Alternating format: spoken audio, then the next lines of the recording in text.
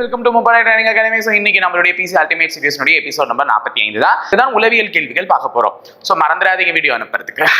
Okay fine. So first question என்ன அப்படின்னு பார்த்தீங்கன்னா, விடுபட்ட எண்ணை தீர்க. விடுபட்ட எண் ஒரு நம்பர் சீரிஸ் இல்லாத ஒரு கொஸ்டின் பேப்பர் இருக்க போறது இல்லமா, கண்டிப்பா நம்பர் சீரிஸ் தான் ஒரு கொஸ்டின் பேப்பர் இருக்க போகுது.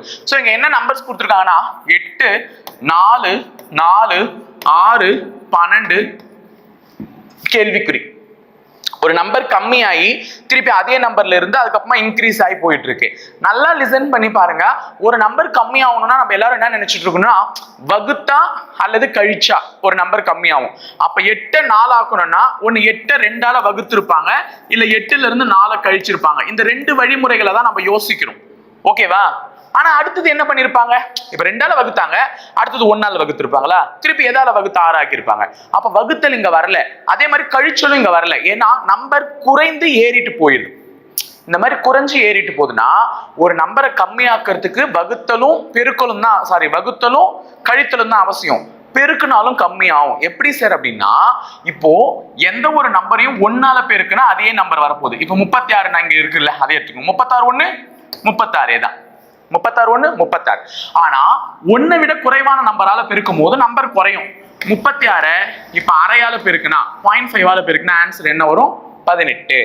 அப்போ 1 விட குறைவான மதிப்பெண் 0.1 0.2 0.3 அந்த மாதிரி நம்பர்களால பெருக்கும் பொழுது கண்டிப்பா என்ன ஆகும்? கம்மியாகும். அப்போ வகுத்தல் கழித்தல் மட்டுமே ஒரு எண் குறைவதற்கான வாய்ப்பு இல்லை. இந்த மாதிரி பெருக்கல்ல கூட தொகை கம்மியா வச்சு பெருக்குன்னா குறையறதுக்கு வாய்ப்பு இருக்கு. அப்படிதான் என்ன பண்ணிருக்காங்கன்னா, இந்த 8 0.5 அதாவது அரையால பெருக்கிக்காங்க. 8 அரையால பெருக்குனா என்னம்மா, இதுதானே 8 அரை. இப்படி எழுதுனா என்ன வரும்? 4. அப்ப 4 1 4. அப்ப 8 அரையால பெருக்குனா 4. ஓகேவா? அடுத்தது 4 என்ன பண்ணிருக்காங்கன்னா 1ஆல பெருக்கிருக்காங்க. இது அரை, அடுத்தது 1 0.5 ஆட் பண்ணிருக்காங்க. அதனால 4 1ஆல பெருக்குனா 4. இத 1.5ஆல பெருக்கிருக்காங்க. 1.5 4 × 1 4, 4 × அரை 2, ரெண்டுத்தையும் கூட்டினா என்ன வரும்? 6. அப்ப 4 × 1.5, அதாவது நீங்க பெருக்கி பாருங்க, 4 × 1.5 6. அடுத்தது என்ன பண்ணிருக்காங்க? 2ஆல பெருக்கிக்காங்க. அப்ப பாருங்க, அரை 1 1.5 2. அப்ப அடுத்தது எதால பெருக்குவாங்க? 2.5ஆல பெருக்குவாங்க. சரி, எனக்கு 2.5ஆல எல்லாம் பெருக்கு சரி ஒண்ணுமே இல்லம்மா. ஃபர்ஸ்ட் அந்த அரைய மறந்துடு. 12 2 என்னம்மா? 12 2 என்ன? 24. ஓகேவா? 12 2 24. இப்ப 2ஆல பெருக்கிட்டேன். இன்னும் எதால பெருக்கணும்? அரையால பெருக்கணும். அப்ப 12 × அரை அப்படியே பாதி ஆயிடும். அரைனாலே அதுல பாதி. 12 அரை 6. ஓகேவா? அப்ப 24 6 கூட்டினா விடை என்னவா வந்திருக்கணும்? A option 30. சோ முதல் கேள்வியினுடைய பதில் 30. இந்த மாதிரி ஒரு நம்பர் சீரிஸை டஃப் பண்ணணும்னா கேட்கலாம். ஆனா உனக்குலாம் சிம்பிளா 2 3 அந்த மாதிரி வித்தியாசம் தான் கேட்பாங்க. சரி, நம்ம எல்லாமே சொல்லி கொடுக்கணுமே இதை வச்சிருக்கேன். ஓகேவா கைஸ்? அதுக்கு இப்படி எல்லாம் வருமானு கேட்டுறாதீங்க. அடுத்தது ஏபிசிடி தான்.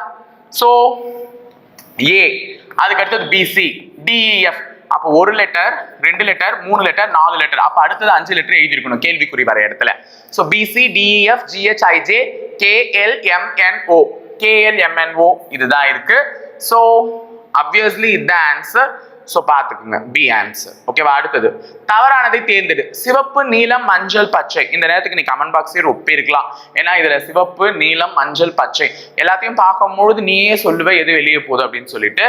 சோ வெளியே போறது வேறு ஒண்ணும் இல்ல, நம்மளுடைய நீல நிறம் தான். ஏன் நீல நிறம் வெளியே போகுது அப்படின்னா, இந்த சிவப்பு நிறமும் மஞ்சள் நிறமும் பச்சை நிறமும் எல்லாமே டிராபிக் சிக்னல்ஸ்ல இருக்கும். ஓகேவா? டிராபிக் சிக்னல்ஸ்ல இருக்கக்கூடிய கலர்ஸ் இதெல்லாம்.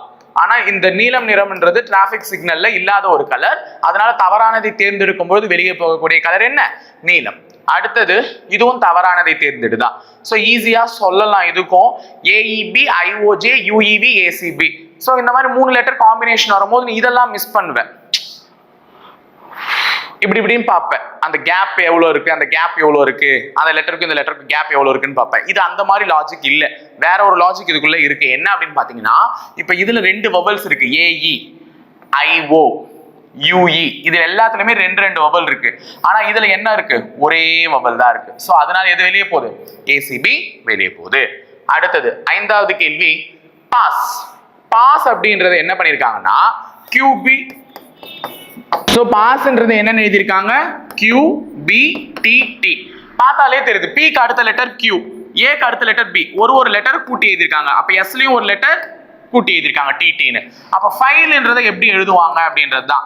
F க்கு அடுத்தது FG B IJM GP JM. ஓகேவா? So answer option is B. அடுத்த ஆறாவது கேள்வி. 5 வெண்படங்கள் கொடுக்கப்பட்டுள்ளது. இது லாபம், பங்கு, வெகுமதி. லாபம், பங்கு, வெகுமதி. இந்த மூன்று வார்த்தைகளையும் தொடர்பு படுத்தக்கூடிய வார்த்தை எதுன்னு எந்த வெண்படம் வந்து எளிமையா தொடர்பு படுத்துன்னு கேக்குறாங்க. அப்ப லாபம், பங்கு, வெகுமதி. லாபம்னா ஒரு கம்பெனில நான் இப்ப ஒரு தொழில் ஆரம்பிக்கிறேன்னா அதுல எனக்கு லாபம் வரணும். எஸ், லாபம் வரணும். லாபம் வந்தாதான் என்னால என்ன பண்ண முடியும்? ஷேர், பங்கு கொடுக்க முடியும். வெகுமதின்றது வந்து அவங்க செய்யற வேலையை பொறுத்து எக்ஸ்ட்ரா நான் போடுற போனஸ்.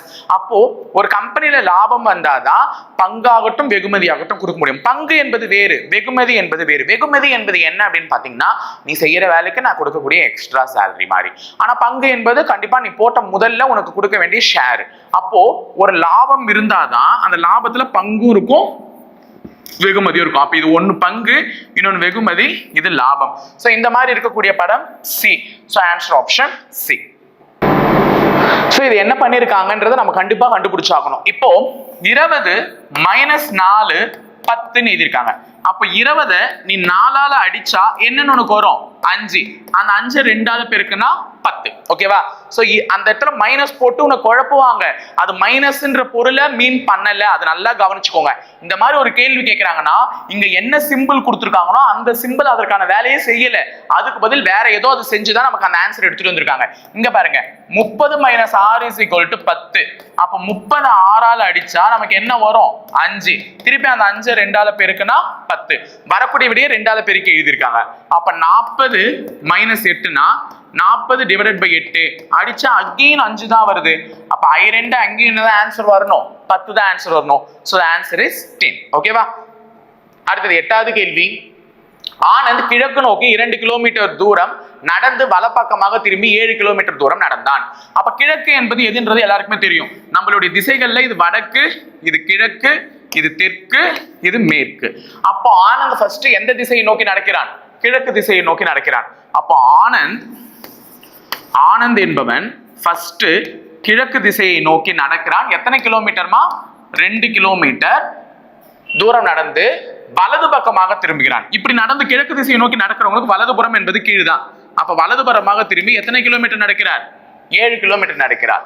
பின்னர் இடது பக்கம் திரும்புகிறார். இப்ப தெற்கு நோக்கி நடக்கிறவங்களுக்கு இடது பக்கம் இது. இடது பக்கம் திரும்பி எத்தனை கிலோமீட்டர்? 7 கிலோமீட்டர். நடப்பதற்கு முன் இடப்பக்கம் திரும்பி 5 கிலோமீட்டர் தூரம் நடந்தான். ஐயோ, ஃபைன், நான் தான் தப்பா போட்டேன். ஆக்சுவலா சென்டென்ஸை முழுசா படிக்கணும். அதுக்குதான் ஃபர்ஸ்ட் ஆனந்த் என்பவன் எப்படி நடந்தாராம்? கிழக்கு நோக்கி 2, பின் வலது பக்கமாக திரும்பி 7. இந்த இடத்துல ஒரு ட்விஸ்ட் வச்சிருக்காங்க. பின்னர் இடப்பக்கம் திரும்பி 7 கிலோமீட்டர் நம்ம நினைச்சிட்டோம். ஆனா அங்க வந்து கேள்வியிலே ட்விஸ்ட் வச்சிருக்காங்க பாரு. பின்னர் இடப்பக்கம் திரும்பி 7 கிலோமீட்டர் தூரம் நடப்பதற்கு முன், அதாவது இடது பக்கம் திரும்பி 7 கிலோமீட்டர் நடக்க போறான். ஆனா அதுக்கு முன்னாடி என்ன பண்ணிட்டானா ஃபர்ஸ்ட் ஒரு இடப்பக்கம் திரும்பி 5 கிலோமீட்டர் நடந்திருக்கார். அப்ப இதுதான் ஃபர்ஸ்ட், அது 2வது. புரியுதுங்களா? இது நடந்து முடிச்சோதான் அது நடக்கிறாரு. கேள்வியில ட்விஸ்டாமா. ஓகேவா? பார்த்துடலாம். இடது பக்கம் திரும்பி 5 கிலோமீட்டர் நடக்கிறார். இடது பக்கம் திரும்பி 5 கிலோமீட்டர் நடந்து பின் இன்னொரு இடது பக்கம் திரும்பி 7 கிலோமீட்டர். ஓகேவா? இப்ப இந்த 7 கிலோமீட்டர் இந்த 7 கிலோமீட்டர் என்ன ஆயிடுச்சு? ஈக்குவல் ஆயிடுச்சு. இப்போ ஒரு கரண்டி மாதிரி வந்து நிக்குது. முடிவில் வலது பக்கம் திரும்பி 1 கிலோமீட்டர். இப்படி போறவங்களுக்கு வலது எது? இந்த பக்கம். வலது பக்கம் திரும்பி எத்தனை கிலோமீட்டர் நடக்கிறாராம்? 1 கிலோமீட்டர் நடந்து முடித்தால் ஆனந்த் புறப்பட்ட இடத்திலிருந்து எவ்வளவு தூரத்தில் இருக்கிறான்? இதுதான் ஆனந்த் புறப்பட்ட இடம். இது ஆனந்த் நடந்து முடிஞ்ச இடம். அப்ப புறப்பட்ட இடத்துல இருந்து எவ்வளவு தூரத்துல இருக்கான்னா இது ஒரு 2 கிலோமீட்டர். இந்த டிஸ்டன்ஸ் எவ்வளவுன்னு பாத்தீங்கன்னா இதோட டிஸ்டன்ஸ் 5 கிலோமீட்டர். 2 5 7, 7 + 1 8. அப்ப ஆன்சர் 8 கிலோமீட்டர் தூரத்தில் இருக்கிறான். அப்ப ஆன்சர் இப்படிலாம் வர வேணாம்னா போகும்போது அரியா புள்ள தெரியாம ஏதோ சுத்திட்டு போயிடுச்சு, வரும்போது நேராவே வந்துடலாம்ல, அதுக்கு தான் அந்த டிஸ்டன்ஸ். ஓகேவா? சோ அடுத்த கேள்வி பாத்தீங்கன்னா விடுபட்ட எழுத்தை கண்டறிக்கன்னு சொல்றாங்க. ஒரு லெட்டர்ஸ் கொடுத்துருக்காங்க. பெரும்பாலும் லெட்டர்ஸ் கொடுத்துருந்தாங்கன்னா நம்ம என்ன பண்ணுவோம்? எவ்வளவு கேப் விட்டு எழுதிருக்காங்க, எவ்வளவு கேப் விட்டு எழுதிருக்காங்கன்றத பாத்துருவோம். ஆனா வேறு சில லாஜிக்குகளும் இருக்கு. அதுதான் நான் இங்க வச்சிருக்கேன். இப்போ இது S K H, இந்த இடத்துல T G M, லாஸ்டா X L question mark. அப்ப அந்த கேள்விக்குரிய இடத்துல என்ன வரணும் தான் கேட்டிருக்கேன். இப்ப SKH அப்படின்னு பாத்தீங்கன்னா S என்பது 19வது லெட்டர், H என்பது 8வது லெட்டர். அப்ப 19ல 8 போச்சுன்னா 11. அப்ப கே தான் என்ன 11வது லெட்டர்.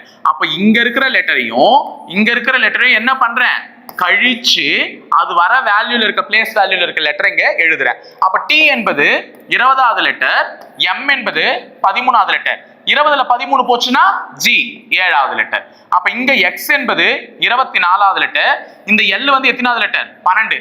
அப்ப 24ல எதை கழிச்சா உனக்கு 12 வரும்னா 24ல 12 கழிச்சா தான் 12 வரும். அப்ப இங்கேயும் 12வது லெட்டர் தான் வரணும். அப்ப இந்த இடத்துக்கு வர வேண்டிய லெட்டர் எது எல். ஓகேவாமா ஃபைன். ஓகே 10வது கேள்வி.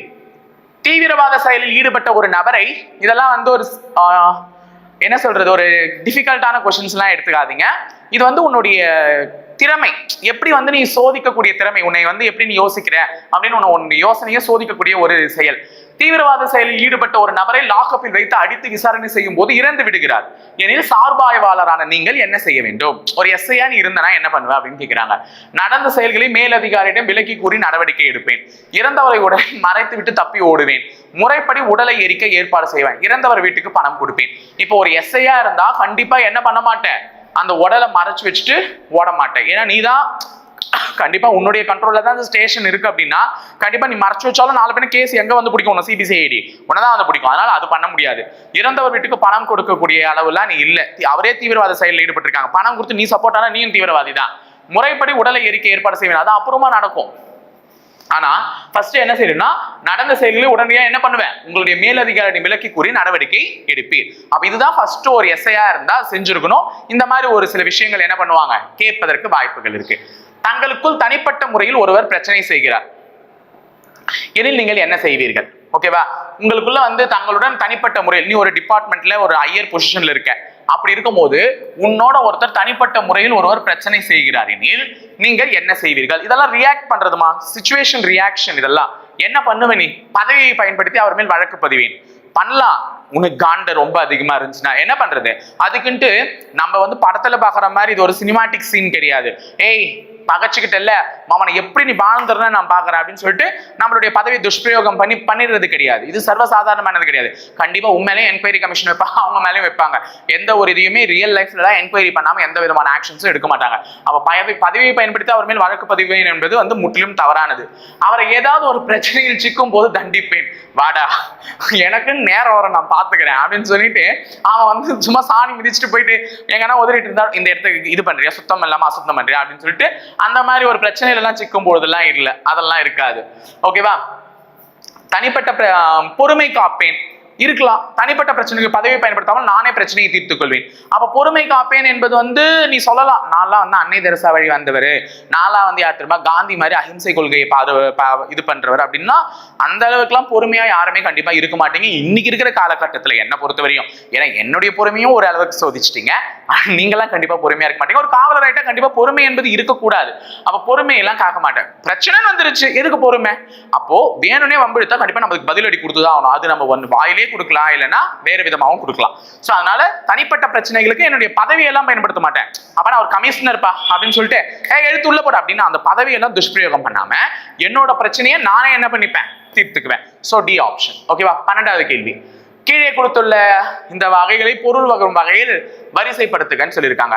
அப்ப என்னெல்லாம் பண்ணா என்னெல்லாம் இருக்கும்னா ஃபர்ஸ்ட் விதை விதைக்காமல் எதுவுமே முளைக்காது. எந்த ஒரு பயிரா இருந்தாலும் கண்டிப்பா விதை இருக்கணும். அப்ப விதை தான் முதலில் வர வேண்டியது. அப்ப 2ல தொடங்கக்கூடிய ஆப்ஷன் ஒண்ணுதான் இருக்கு, டி ஆப்ஷன் தான் ஆன்சர். முடிஞ்சிருச்சு. நம்ம கான்செப்ட் படி பாருங்க, லாஸ்டா என்ன வந்திருக்கு, உணவு வந்திருக்கு. அப்ப இறுதி வந்து உணவு தான். ஒரு விதை விதைத்தால் அது என்ன ஆகும், பயிராகும். 3 விதை விதைத்தால் பயிராகும். பயிருக்கு தேவை ஒரு நல்ல உரம், அப்பதான் அது செழிப்பா வளரும். அப்ப 5 அந்த உரம் எல்லாம் போட்டு வளர்த்த உடனே அதை என்ன பண்ணணும், அறுவடை பண்ணணும். அறுவடை பண்ண உடனே உனக்கு என்ன கிடைக்கும், உணவு கிடைக்கும். அப்ப இந்த வார்த்தைகளை இப்படி வரிசைப்படுத்தினால்தான் சரியான பொருள் வருது. அப்ப 2 3 5 4 1 அப்படின்ற இந்த ஆர்டர் தான் சரியா இருக்கக்கூடிய ஆர்டர். சோ அடுத்த கேள்வி பாருங்க, பின்வரும் கேள்விகளில் கேள்வி குறியிட்ட இடத்தை நிரப்புக தான் சொல்லியிருக்காங்க.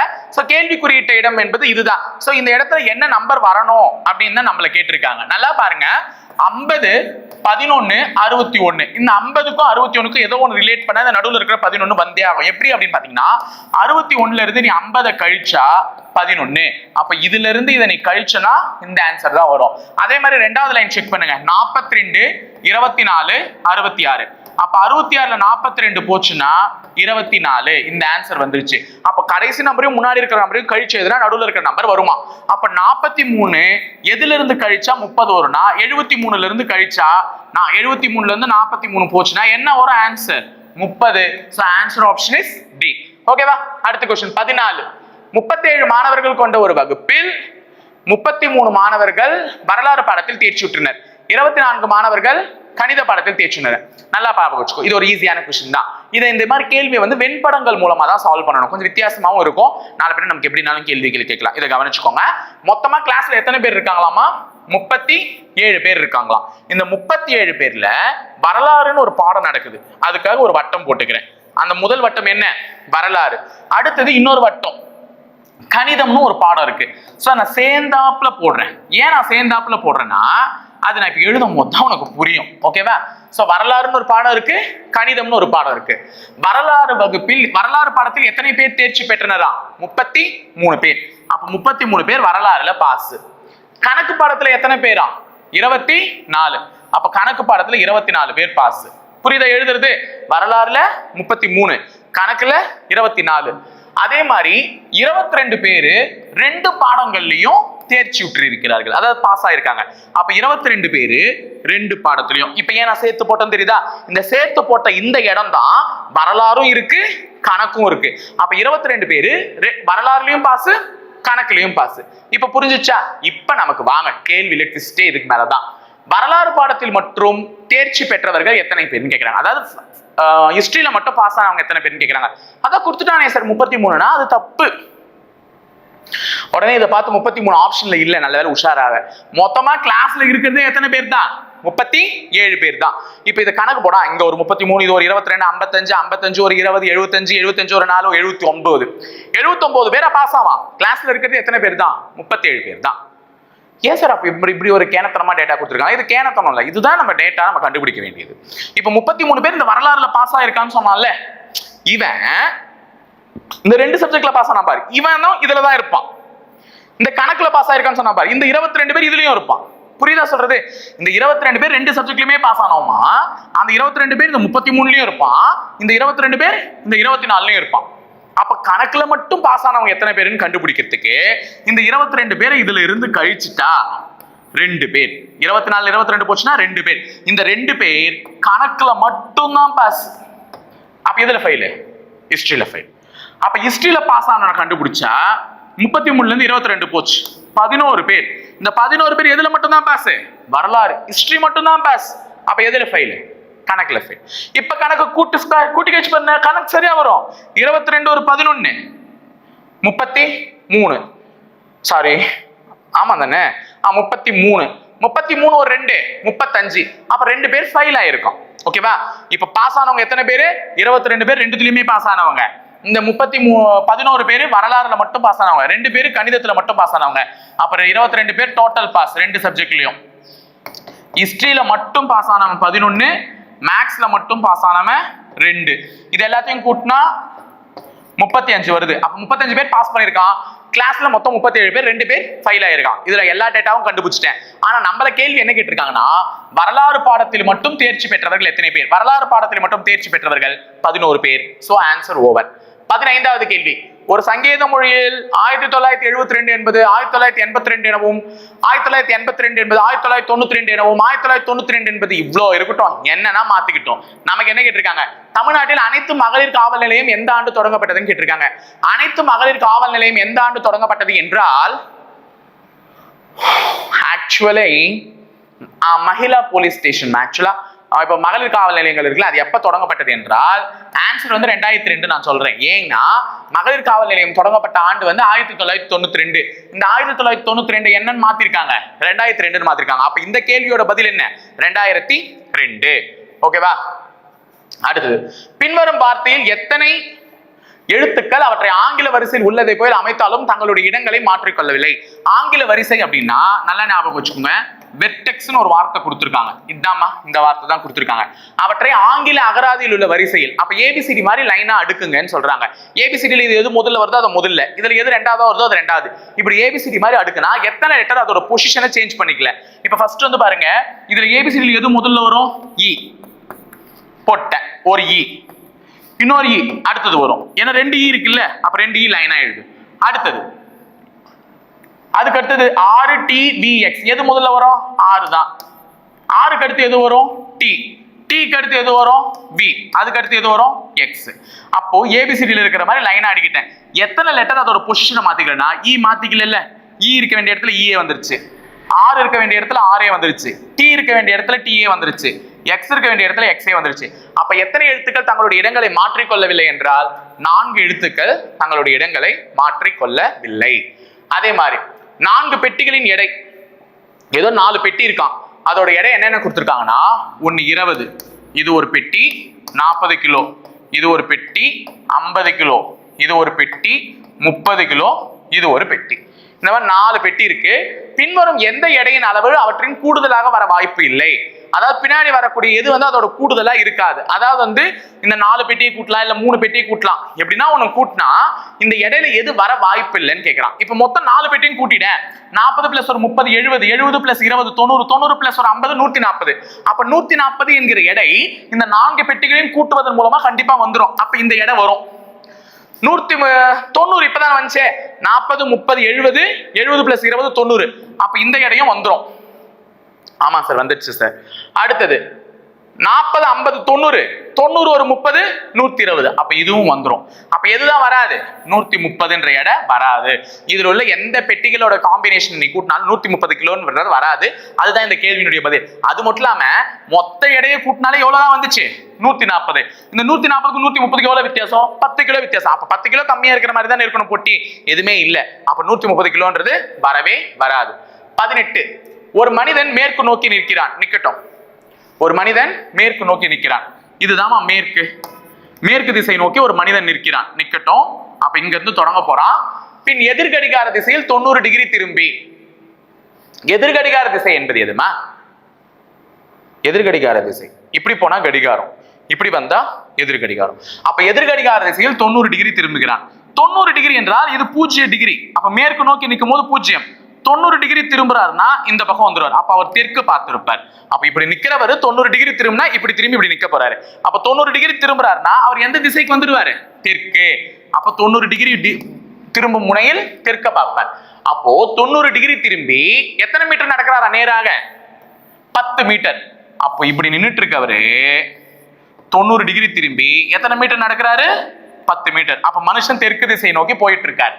ஓகே, நடந்து பின் மீண்டும் எதிர்கடிகார திசையில் 90 டிகிரி திரும்பினால், பின் மீண்டும் எதிர்கடிகார திசையில் எத்தனை டிகிரி திரும்புறாரா? 90 டிகிரி. அப்ப 90 டிகிரின்றது மறுபடியும் எதிர்கடிகார திசை. அப்ப எப்படி வரும்? இந்த மாதிரி வரும். அப்ப 90 டிகிரி இப்படி இருந்து இப்படி போனாதான் அது 90 டிகிரி. அப்ப 90 டிகிரி திரும்பினால் அவன் எந்த திசையை பார்ப்பான் என்றால் அதுவே நமக்கு தெளிவா காட்டுதே. எந்த திசை? கிழக்கு. கிழக்கு. So answer option is D. ஓகேவா? சோ அடுத்த கேள்வி, பின்வருவனவற்றுள் தவறான இணையை கண்டுபிடின்னு சொல்லியிருக்காங்க. இதுல எது தவறான இணை அப்படின்னும் போது இங்க 272, இங்க 270, 240, 304 இந்த மாதிரி 3 இலக்க எண்களா வந்தா அது எதனா வாய்ப்பாடு, அவ்வளவு பெரிய வாய்ப்பாடுல நம்மளை கேட்டு கன்ஃபியூஸ் பண்ண மாட்டாங்க. இதை கூட்டி பாருங்க.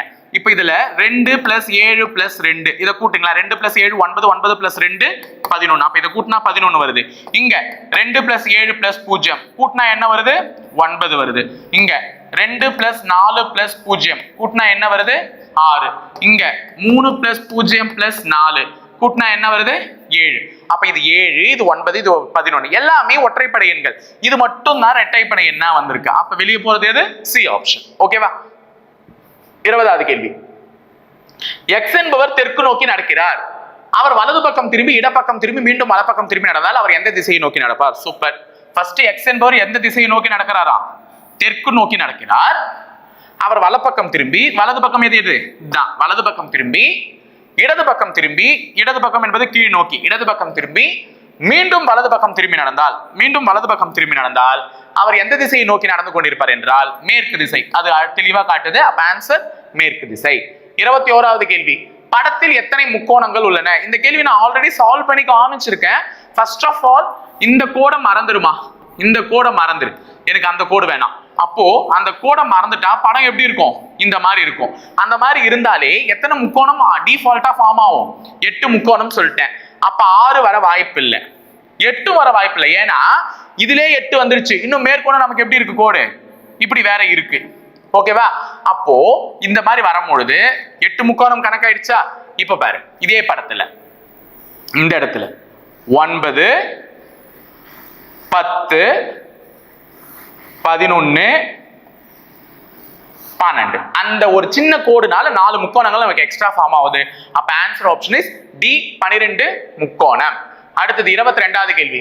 ஒரு பெண்ணை பார்த்து அப்படின்ற மாதிரி வருது. ஒரு பெண்ணை பார்த்து இன்னொரு பெண் கூறுகையில், ஒரு பெண், அதாவது பெண் ஒருத்தி, இந்த முதல் பெண் இன்னொரு பெண்ணை பார்த்து கூறுகையில், இரண்டாவது பெண்ணை பார்த்து கூறுகையில் என்ன கூறுகிறாள்? இவர், முதல் பெண் தான் பேசுறா டைலாக்க. முதல் பெண் என்ன சொல்றா? இவர். அந்த இரண்டாவது பெண்ணை பார்த்து, இவர் என்னுடைய மாமனார், இவர் இந்த பெண்ணோட மாமனார், மாமனாரின் ஒரே குழந்தையின் தாய். மாமனாரின் ஒரே குழந்தை, மாமனாரின் ஒரே குழந்தைன்னா கண்டிப்பா இந்த பொண்ணு, இந்த பொம்பளை நம்ம வேணும், இவங்க என்ன வேணும்? இந்த மாமனாரோட ஒரே குழந்தை, இவங்களை போய் மாமனார்னு கூப்பிடணும்னா அந்த ஒரே குழந்தையை தான் இவங்க கல்யாணம் பண்ணிருக்கணும். அப்போ அந்த ஒரே குழந்தையினுடைய மனைவி, அப்ப இவங்க வந்து அந்த மாமனாரோட மருமகள். அப்ப இவங்க வந்து தெரிஞ்சிச்சு. அப்ப அந்த ஒரே குழந்தையினுடைய தாய் தான் யாரா? இந்த பெண். ஓகேவா? ஒரே குழந்தையினுடைய தாய். அப்ப வேற யாரும் இல்ல, தன்னோட மாமியாரை பார்த்து எப்படி சொல்லிக்கிறாங்க பாத்தியா? இதுதான் மாமியார் மருமக பிரச்சனையாவே வர்றது. மருமக மாமியாரை பார்த்து டைரக்டா மாமியார்னு சொன்னா அவங்க வாய் வலிக்கும். அவங்க என்ன பண்ணிருக்காங்க? அவங்க இருக்கிறாங்களே, என் மாமனாருக்கு ஒரே குழந்தை பிறந்துக்குது, அவங்க அம்மா தான் அது அப்படின்னு இருக்காங்க. கடைசியில பார்த்தா வேற யாரும் இல்ல, அவங்களுடைய மாமியார் தான். ஓகேவா? அடுத்தது, ரமேஷ் என்பவன் கிழக்கு நோக்கி இருக்கிறான். ரமேஷ் என்பவன் எந்த திசையை நோக்கி இருக்கிறான்? கிழக்கு நோக்கி. இதுதான் கிழக்கு திசை. அப்ப கிழக்கு நோக்கி ரமேஷ் இருக்கிறான். யாரு? நம்பால் ரமேஷ். அவரு எத்தனை டிகிரி திரும்புறாராம்? 145 டிகிரி சரியாக கடிகார திசையில திரும்புறார். அப்போ கடிகாரம்னா இப்படி வரணும், இப்படி போனா எதிர் கடிகாரம், இப்படி வந்தாதான் கடிகாரம். அப்ப இதுதான் 0 டிகிரி. இங்க இருந்து கால் பகுதி முடிச்சிருந்தா அது என்ன? 90.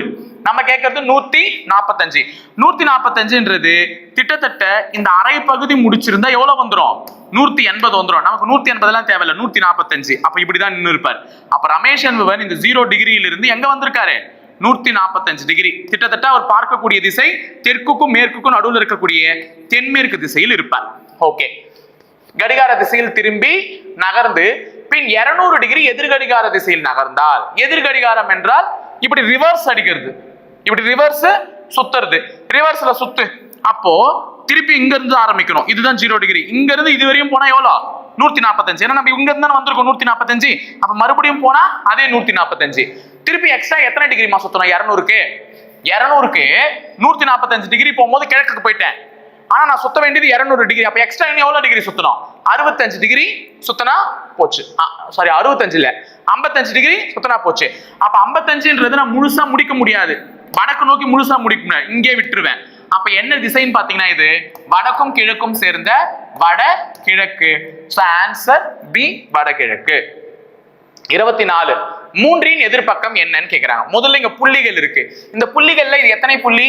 4. இது 6, இது 3, இது 3, இது 4, இது 1, இது 4, 5, 6, இது 3, 2, 1. இதுதான் புள்ளிகள் இருக்குது. எழுதிட்டேன். இப்ப 3இனுடைய எதிர்பக்கம் என்னன்னு கேக்குறாங்க. நம்ம எல்லாத்துக்கும் எதிர்பக்கமே கண்டுபிடிச்சிடலாம். அப்புறம் 3 என்ன 4 என்ன எல்லாத்தையும் பார்த்து சொல்ல வேண்டியதுதான். முதல்ல எந்த 2 பகடைகள்ல ஏதாவது ஒரு நம்பர் பொதுவா இருக்குன்னு பாரு. இப்ப இந்த 2 பகடைகளையும் பார்த்தா 3 4 பொதுவா இருக்கு, இங்கேயும் 3 4 பொதுவா இருக்கு. இதை வச்சு ஒண்ணுமே பண்ண முடியாது. 6ஓட எதிர்பக்கம் 1ன்ற ஒரே இதை மட்டும் தான் கண்டுபிடிக்க முடியும். சோ வேற எதனா கண்டுபிடிக்கலாம். இப்ப இது ரெண்டுத்திலையும் பார்த்தா 4ன்ற நம்பர் மட்டும் பொதுவா இருக்கு. அப்ப அதை வச்சுக்கோ. பொதுவான நம்பர்ல இருந்து கடிகார திசையில சுத்து. 4க்கு அடுத்தது 1, 1க்கு அடுத்தது 3. இங்க பாருங்க, 4க்கு அடுத்தது கடிகார திசையில வந்தா 4க்கு அடுத்தது 6, 6க்கு அடுத்தது 5. அப்ப 3ஓட எதிர்பக்கம் என்ன? 5. ஓகேவா? அப்ப 1ஓட எதிர்பக்கம் 6, 4ஓட எதிர்பக்கம் 4னே சொல்லாதீங்க, ஒரு நம்பர் விடுபட்டு இருக்கு. அது என்ன? 2ன்ற நம்பர். அப்ப 4னுடைய எதிர்பக்கம் 2. இந்த கணக்கு புரியணும்னா முப்படை பயிற்சி மையத்தில் இருக்கக்கூடிய பகடை கணக்குகள் போய் இன்னொரு முறை பாருங்க, தெளிவா புரியும். சோ 25வது கேள்வி பாத்தீங்கன்னா தவறான படத்தை தேர்ந்தெடுன்னு கேட்டிருக்காங்க. இந்த 5 படங்கள்ல எது தவறான படம் அப்படின்னு சொல்லிட்டு பார்த்தோன்னே சொல்லிடலாம்.